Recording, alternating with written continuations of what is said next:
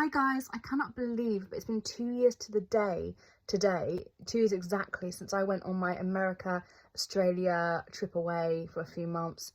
It was the most incredible experience ever, but there was definitely some hurdles along the way. So I'm going to do like a series about on this day 2 years ago as I go along, so I can tell you all about my travel experiences while I'm home right now. So I left 2 years to the day today to go to Miami. I stopped in Frankfurt to begin with. I stopped there, and my aunt didn't tell me because she didn't want to worry me, but it's a very big airport, Frankfurt Airport, and I literally had very little time to get, so I had to stop in Frankfurt, the flight, and then I went on from Frankfurt to Miami. Sometimes they do that, so I was going to Miami, I was going to Australia, you've got to stop somewhere on the way. I decided my first stop was going to be in Miami. This was like the trip of a lifetime. I've always wanted to go to Florida. I grew up like 85 being like, I wanted to go to swim with dolphins, and I thought Florida was where you were swim with dolphins. You could swim with dolphins in so many different places, but I just always had this dream of Florida since I was very young. I think I saw the adverts about going to Disney World, like Orlando, and they're all jumping on the bed. These kids are so excited to go to Disney World. Never been to Disney World. Still haven't been to Disney World. But I made it to Miami. I was desperate to go down the way, and I thought, you know, it's quite near the Caribbean, white sandy beaches. I was desperate to go. So I was so excited to be like, I am going to Florida. I was so excited. I had like very little time in Frankfurt Airport. I had to run all the way. I think it was like the last gate in the whole airport from one side to the other, half an hour to the next flight. It was a bit crazy, but I made it. And then I got all the way to Miami. I remember looking over, like looking down. I had a window seat, which was amazing. I love a view. And literally looking over and just looking so beautiful outside. I could see like the sea being like turquoise from literally the plane. It was incredible. And I remember arriving late at night and just being like, I am in Florida. I am in Florida. It was insane. It was amazing. And I was just so excited to wake up the next day and be like, to explore Miami. If you get the chance to travel, guys, I would really suggest it. Just go, just do it. You have the best time.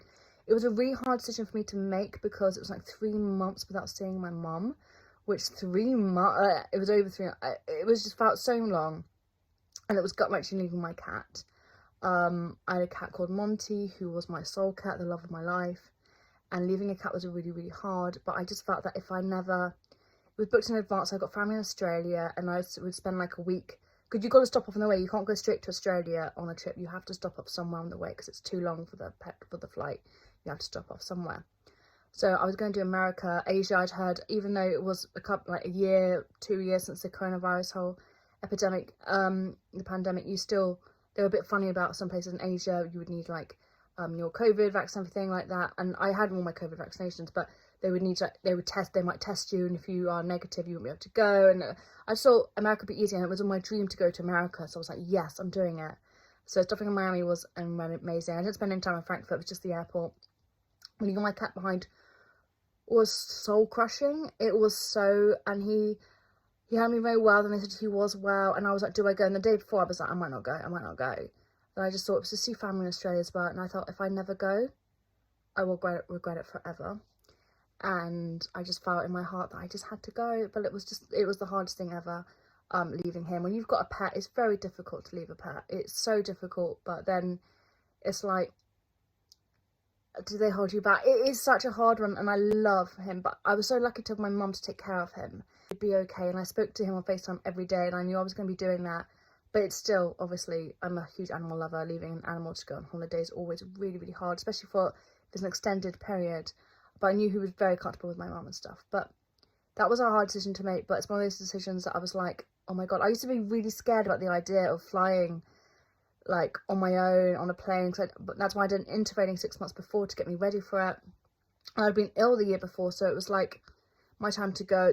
The day before I left, I was just with my cat singing songs to him, cuddling him, crying.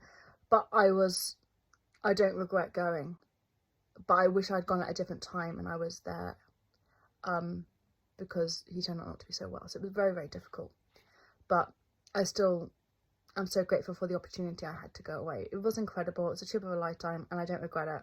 I'd never regret that.